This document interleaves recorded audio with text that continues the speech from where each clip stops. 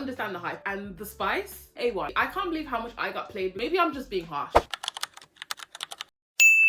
Okay, we're back. February was such a mixed bag. Like, I had some books that made me gag, and I had some books that were like making me question my whole taste. I read fantasy, I read thriller, I read a memoir, I read like everything. And my ratings were just like this. And it's like my favorite thing ever because it gives us stuff to talk about. I'm drinking a mocha today, and I don't normally drink mochas, but lately I've been feeling chocolate, so we got a little mocha latte. So let's just get into it, and let's talk about Twisted Games, which is the first one I actually read. I didn't understand the hype with this one, unfortunately. I love the royal aspect of it. The whole princess element and the bodyguard is obviously the whole point, the whole thing that sells this book, but the characters felt a little bit flat to me, and I feel like the ending almost wrapped up too easily, but at the same time the book took too long. It's one of those where I understand why other people loved it, but it just didn't hit for me. And just in case you're wondering what this book follows, it follows a princess named Bridget, and honestly that's not the most princess name ever, Bridget, yeah. And then it follows a broody, arrogant bodyguard who's very serious about his job. He doesn't want to like slip up and mess around with his client because that's not what he does. The royal, as I said, the royal aspect of this book was really fun. I like having to deal with her family, interesting in that part, but again, still kind of flat. I think it's because it was too hyped before I got into it. I gave this one a solid 3.5 stars because it wasn't terrible, but I feel like I'm being kind to it. I think it was a 3-star because to this day I don't really care about it. It was not life-changing, but let's talk about one that actually did hit me in the gut and I felt the most betrayal by, and that was The Wicked King. This one almost got slept on, and I'm happy I stuck with this. The plot twist in this is crazy. I can't believe how much I got played because I got played as well. This book had me questioning everything, and I was like, oh wow, so I'm stupid too. I love this. Obviously it's the second book in a series, so I won't tell you what it's about. This one, I gave it 4 stars. I'm so happy I got through this. I read this via audiobook. I read all of these via the audiobook, and I actually also read The Queen of Nothing. And again, I can't tell you enough about this. It's the last book in the series, but this one fell flat for me. But this is the first fantasy book I've ever rated under 4 stars, and it got a 3.75, so it's not that bad. But because I don't feel like fantasy for me ever lower than like a 4-star, really. Like the world building, I know it can be, but I'm normally gripped and entertained by fantasy, even though these ones started slow. But the second and third book, they didn't start slow. They literally picked up from where they last left off, so they were good in that sense. Queen of Nothing, it wasn't a bad book, it just didn't hit like this one did in the first one before. So I'm happy to say I've wrapped up a series and I've earned some coin for the piggy bank because Lord knows I'm gonna need them. So now let's move into romance, because we all know February was the month of love and romances, and I read a lot of romances in February, and the first one I'm gonna start with was Sweet Little Hearts. Unfortunately, I don't own this book. I don't have it to hold, so it's kind of hard to remember, but maybe I should get the Kindle. I just feel like I need to hold the book. I don't know why. It helps my memories jog a lot better. So we have Sweet Little Hearts by Sharon Williams. She did it again. This book was really fun. I do feel like the characters were cringy at times, but the drama was there, the writing was there, and the spice, yeah, A1. I gave this book 4.5 stars. I really enjoyed watching the characters like grow and connect to each other. I feel like a lot of people's favorites will be the first book, but this is mine. I'm not really that obsessed with the whole single dad nanny trope, but I do enjoy them when they're done well, and I really loved it in this situation. Drama was tea. This book literally follows the sister from the first book. She's a qualified nanny, and we have the guy named Javier. He's a basketball player. His wife has passed away, so you're dealing with themes like grief. There's things that Octavia has been going through which get brought up in the book. She's a qualified nanny.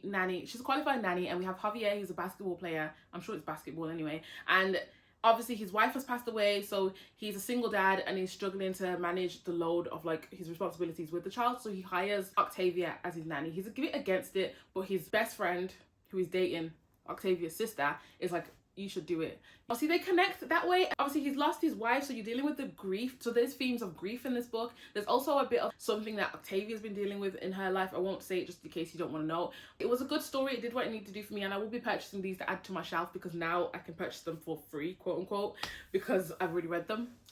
Then we got like Really Messy. Can't Get Enough by Mrs. Kennedy Ryan. I don't know why I always say Mrs. Kennedy Ryan. This book, okay, here's the problem. I want to say a lot of things, but I don't see it on the blurb. Basically, this book is forbidden romance, okay? The way that it's forbidden feels like, for me, I side-eye it a little bit. I feel like it's probably wrong. It feels, well, obviously it's wrong, it's forbidden. I still haven't wrapped my thoughts around this. That's a lie. I haven't wrapped my thoughts around it in the way that I can talk about it without ruining the storyline, so I'm just not gonna say very much. I'm just gonna say it was messy. However, I'm biased because obviously we get to read it from the point of view of Hendrix, and we get to watch their connection build with Malverick is his name, and I just feel like when you're just gonna be biased. You're gonna be biased. I don't know. In real life, no. No, I'm not doing this. I don't feel like any man is very special for men that are very special that you're gonna be willing to do any of this for. in my opinion, but I'm just very biased and single, so that could be the reason. However, this is a 4.5 star. I'm very happy for Hendrix. I had a great time reading this. It was very entertaining and fun, and the little situations with their like assistants and stuff like that. Like, I liked the characters, and I loved getting the reminders of past characters. I can tell you right now, when I heard Josiah mentioned in this book, my heart, I am obsessed with a good guy. I don't know, I don't care for like messy men that are not nice. I've never liked it. Everyone's like, oh, but the good ones are boring. No, the good ones are the best ones. I just like the good guys. I like the good guys, okay? I'm very normal. In Josiah and Before I Let Go, I just think it was A1, and when I read his name in the book, I literally got heart flutters. Like, I was like, oh my god, you're my man. I got excited, I'm not gonna lie. Reading about Soledad was nice because she gets a little wrap up at the end, and I'm not gonna lie to you, when I read her book, since it was the first one, I didn't connect with her as much, and I didn't know what I was in for when I read the book. But I feel like I'm gonna have to go back and read that book again because I think I'm missing something. You know, I feel like today I would enjoy that book way more than I did the first time I picked it up. When I first started reading, I needed fast, grippy books. Like, you know, I don't think that was This Could Be Us at the time, but now I feel like I'm happy for like a slow, not even like a slow burn, but like a slow story with a lot of character growth. At the start, I was heavy on the plot, like give me juice, give me interesting things. Like, don't just give me like someone's story and how they're figuring out their life. Like, that's boring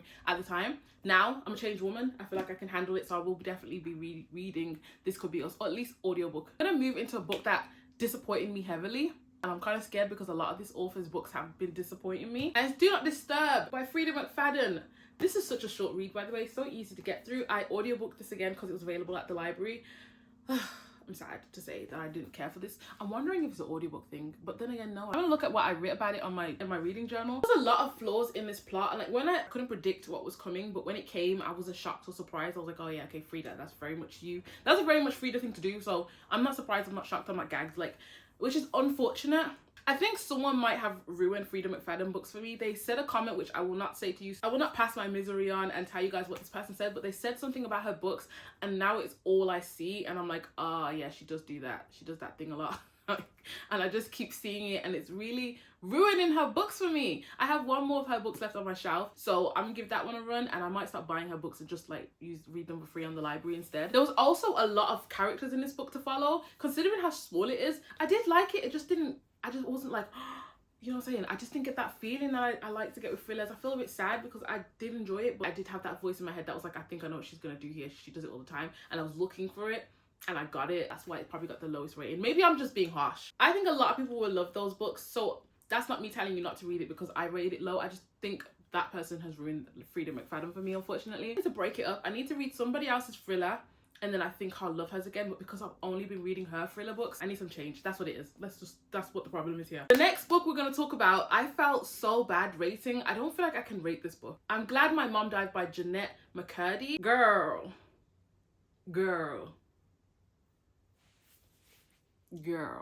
That book, I did not understand like the severity. Like, I don't even know how to talk about this book because part of me is like, is it a spoiler? But another part of me is like, this is somebody's life, it's not a spoiler. I'm pretty sure she's probably done multiple interviews talking about it. I can tell you, if I was to rate this book, I'm gonna rate it above 4 stars. I can tell you it makes me see Jennette differently. It made me see Jennette differently, and I will never ever connect her with the character Sam anymore. Okay, that's a lie. I can't really undo that. But like, I will, if I was to ever see her in the streets, I would never bring up that show again, okay? Because now I understand how she even got into the whole thing. That's what I'm going to say. For those of you who don't want to hear what I have to say, I don't think it's a quote unquote spoiler of the book. Just in case you don't want to know anything, you want to go into it blind. That's where I'm gonna leave it. I'll put a little timestamp so you can jump to the next book. Trigger warning for anyone with possible eating disorders. I didn't realize bulimia was like, I didn't realize it was that severe. Like, I knew it was bad. My mom always used to say to me, oh, a lot of girls have been starting doing these things, make sure you're not doing it, and she'd say because of XYZ, da da da. Yeah, I always thought people just did it because they didn't want food in their stomach. I didn't actually think it could be used as like a coping mechanism, as a way when you're stressed to reduce your stress. I didn't know the severity of it. Like, I knew it was a bad thing, and my mom always said don't do it, but I didn't know to what extreme it could be. And like, learning about that from her was eye-opening. Let's say, like, it was really interesting to read about, but at the same time it was like, you know, I can't say anything about her mom because who am I to say anything about anyone's bringing up. But yeah, wow, like, I can just say her writing was good. I'm very happy she's gone down the path of writing, and the book opened my eyes, and I will never, if I ever meet her, I will never be stupid to call her Sam. Yeah, she is Jennette McCurdy, okay? And yeah, the relationship with her mom, crazy. But yeah, I felt really weird rating this book because like it was like, how do you rate somebody else's life? Like, what I'm gonna say, oh yeah, that was entertaining, that book gave me tea, I'm gonna rate it highly. Like, oh no, that was a bit boring, and that's like, her life wasn't, you know, like, I just thought it was just too hard to rate. But at the same time, it is a book, so a book must be rated. Like, ratings is what makes people pick up a book. So if I do decide to rate it, I'm gonna rate it above 4 stars. That's what I'm saying. Great book. Now moving on to another morally grey, chaotic book, and that was Yellowface. When I tell you, remember I told you guys I was waiting for this loan for like 3 months? Wow. The first few chapters of this book, I was locked in. I was like eating up the chapters. I love a morally grey character. Oh my goodness. I love sitting back and just judging the characters in a book. I'm a judgmental bitch. I've been getting mad at all the people at church for no reason, but this is juicy. You read it and you're like, oh, excuse me. Really love when they're not perfect characters and they think they're good. They're doing good things. Like, wow, the way I was annoyed at this girl, I was like, even had me questioning some of my ethics and morals, and I was like, oh, well, actually, is it that bad that she... No, Felicia, it is bad. Yeah, it was fun. Like, I feel like this book was juicy at the start, and then near the end, it kind of got a little bit, I want to say slow. I don't remember what happens at the end. Oh, what should I do? Oh my goodness, this went from like real life to something that felt really like TV show-esque. I don't know, it felt weird. I don't even know how to explain it because I can't explain it without telling you what happens. It was a good book. I rated this around 4 stars. If you definitely recommend you reading it if you want to judge a character. The character growth in this book did not go the way I thought it was going to go. What I thought was really interesting is how it made me like think about all my favorite authors, and I was like, how much of this is real for your current situation right now? Like, wrap it up with a book that was so fun to read, and that was Get a Life, Chloe Brown. I'm so happy I finally got to it, and it's definitely did what I needed it to do. Firstly, I was shocked that Talia Hibbert was a British author. I didn't know she was British, but when I listened to the audiobook, as I do at the start of these books, I like to listen to the preview of the audiobook before I get into reading, like while I'm making my coffee or something. I didn't expect the voice actor that I heard, and then I realized she's a British author, and once I heard it and I knew it was gonna be a British comedy, I was like locked in. I said, yes, bring the British banter. I think the characters in this book was so cute. I love when they hate each other at the start. I love a little, like, it's not enemies, it's just like, you know, they dislike each other a little bit and then they warm to each other. I just love when it's like that. I think he was super sweet, cozy, comfy, spicy read. It gave me a different feeling though to like The Neighbor Favourite. That one was really warm, but this one was really cute as well. Yeah, loved it. We had a disability rep in this book too. I'm definitely a Talia Hibbert girly. I can say that for sure. I will definitely be cleaning up all of her books. Already added all her backlog to my TBR. That's everything I actually read for the month of February. I feel like, am I missing something? I'm shocked by how much I actually read. Did I get through 8 or 9 books? Like, look at how much I cleaned off my TBR. I'm so happy. I hope you girlies enjoyed this video. Comment down below your favorite read of February. Watching, I hope you found a book to select. Comment down below your favorite read of February, and I'll see you in the next one. Bye, besties.